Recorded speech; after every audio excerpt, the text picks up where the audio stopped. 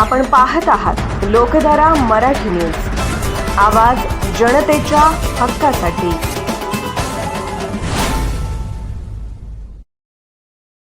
आषाढी वारीत पंढरपूर शहर पोलिसांची धडक कारवाई। अवैध दारूसह कार व 2 दुचाकी जप्त। तब्बल 11.42 लाखांचा मुद्देमाल हस्तगत। 7 जणांवर गुन्हा दाखल।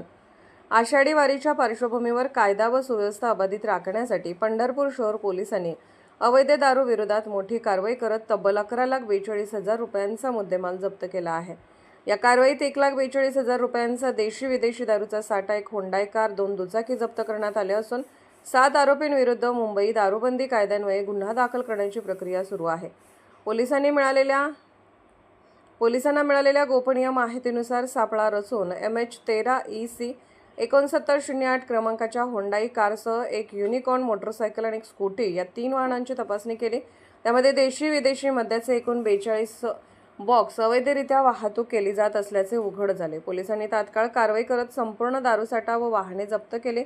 जप्त करण्यात आलेल्या मुद्देमालामध्ये 1,42,000 रुपयांचा अवैध मद्यसाठा तसेच एक कार, 2 मोटरसायकलीसह एकूण 11,42,000 रुपयांचा मुद्देमाल समाविष्ट आहे।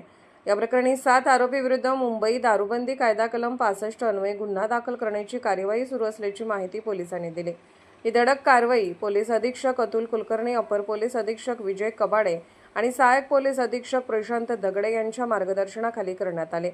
पंढरपूर शहर पोलीस ठाण्याचे वरिष्ठ पोलीस निरीक्षक TY मुजावर यांच्या नेतृत्वाखाली पोलीस उपनिरीक्षक नितीन जगताप, पोलीस हवालदार रोगे लोंढे, सुजित उबाळे, शहाजी मंडले, ठाकर काझी नवले, महिला पोलीस राऊत, पोलीस कर्मचारी लोंढे व भांडवळ यांच्या पथकाने ही यशस्वी कारवाई पार पाडली।